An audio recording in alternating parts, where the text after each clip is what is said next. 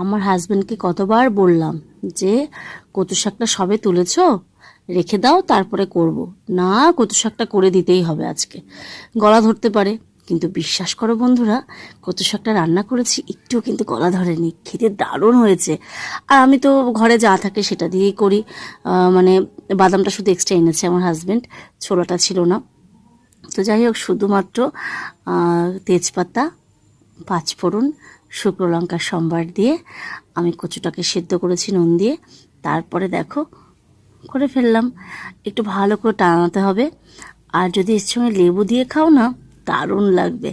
So আমার তো মানে জিভে জল চলে আসছে এখনই কচুর শাকটা দেখে, মনে হচ্ছে যেন এখনই ভাত খেয়ে নিই। তো চলো হাজব্যান্ডকে রেডি করে দিই। এদিকে ডাল সেদ্ধ হচ্ছে আর ভাতও আমার হয়ে গেছে।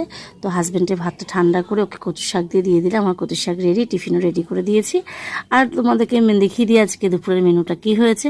ডাল সেদ্ধ তো রয়েইছে, তার সঙ্গে করেছি ঝিঙা দিয়ে আলু দিয়ে একটা তরকারি, আর করেছি কচুর শাক। দেখো এইটুকুই রয়েছে, আমাদের তিনজনের জন্য ভাগ করা রয়েছে, আমি, ছেলে আর মেয়ে। তো যাই হোক, আজকে বাইরের ওয়েদারটা কিন্তু বৃষ্টি বৃষ্টি ভাব। আর এদিকে আমার হাজব্যান্ডও বেরোচ্ছে, সেটা তোমাদের সঙ্গে শেয়ার করব।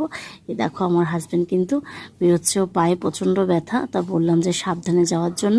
তো হাজব্যান্ড বেরিয়ে গেল। এরপরে আমি ওষুধপত্র খেয়ে নিচ্ছি, খেয়ে নিয়ে আমি খেতে বসবো। চলো আজকে কচুর শাক দিয়ে ভাত খাবো আমি, কি আনন্দ। তো দেখো আমি খেতে বসে গেছি, বিশ্বাস করো বন্ধুরা, খেতে যা সুন্দর হয়েছে তোমাদেরকে কি বলবো।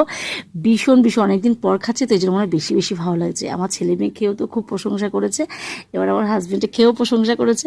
তো যাই হোক, আমি খেয়ে নিচ্ছি কচুর শাক দিয়ে ভাত। তো চলো, কচুর শাক দিয়ে ভাত খেয়েছি। ভাত কিন্তু প্রতিদিন খাবে না, ভাত খেলে কিন্তু সুগার বাড়বে, কিন্তু আমার কিছু করার নেই, ভাত খেতে ভীষণ ভালোবাসি। এই যে দেখছো না কি মোটা হয়ে যাচ্ছি দিন দিন আমি।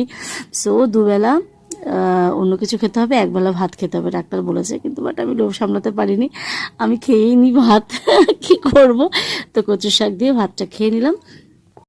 তো শিবের মাথায় জল ঢেলে নিলাম, আর এদিকে আমার গোপাল সোনাকে পুজো দিয়ে দিলাম। ভিডিওটা কেমন লাগলো অবশ্যই জানিয়ে। সবাইকে শুভ দুপুর, সকলে ভালো থেকো, সুস্থ থেকো, দেখা হচ্ছে নেক্সট ভিডিওতে। টাটা সবাইকে, জয় গোপাল।